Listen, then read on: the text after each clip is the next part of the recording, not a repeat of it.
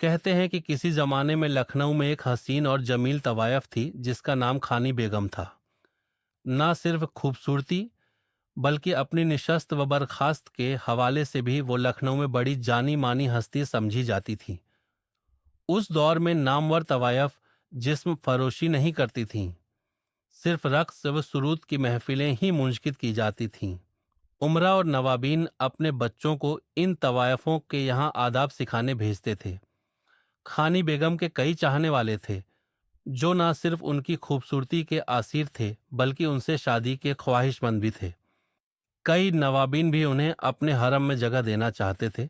इन्हीं में एक बाकर अली खान थे जो खानी बेगम से शदीद मोहब्बत का दावा करते थे, जबकि उनके ही हम असर नवाब जमन खान भी खानी बेगम के असीर थे।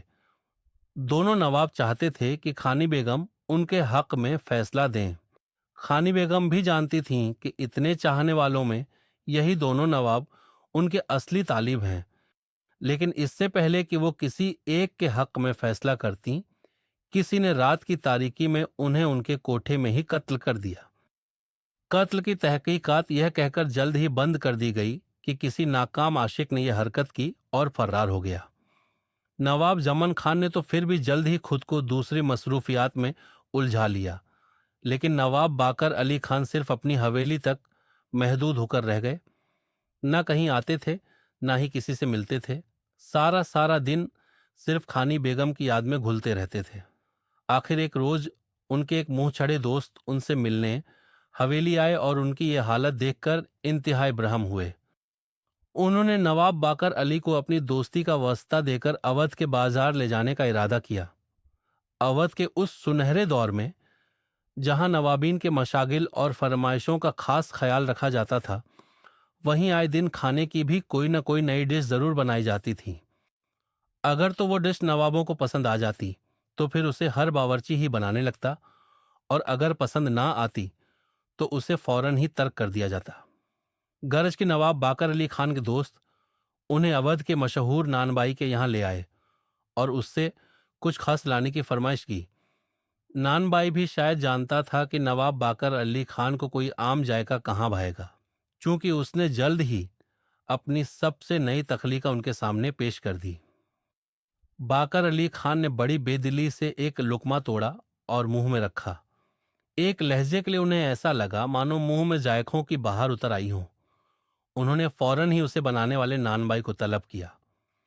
नानबाई बेचारा यह समझा कि आज उसका सर कलम कर दिया जाएगा कि वो रोटी जो उसने खुद भी पहली बार ही बनाई थी, उसका जायका खुद उसे भी पता नहीं था कि कैसा था। वो डरते डरते बाकर अली खान के सामने गया तो उन्होंने उससे पूछा कि ये रोटी तुमने बनाई है? उसने इजाबत में जवाब दिया। बाकर अली खान ने पूछा कि इसका नाम क्या है? अब तो नानाबाई और घबराया कि जरूर रोटी में कोई नक्स था, तभी उसका नाम पूछ रहे हैं। उसने हाथ जोड़ते हुए बताया कि उसने ये रोटी कुछ नए तरीके से बनाई है और अब भी इसका नाम कुछ सोचा नहीं था कि हुजूर के सामने पेश कर दी। अगर हुजूर कहेंगे तो मैं आइंदा कभी इसे नहीं बनाऊंगा। तब बाकर अली ने नानाबाई को बताया कि हमें ये रोटी इतनी पसंद आई है कि हम इसका नाम जानना चाहते थे। नानबाई ये सुनकर इतना खुश हुआ कि उसने नवाब साहब से ही इस रोटी को कोई नाम देने की दरख्वास्त की।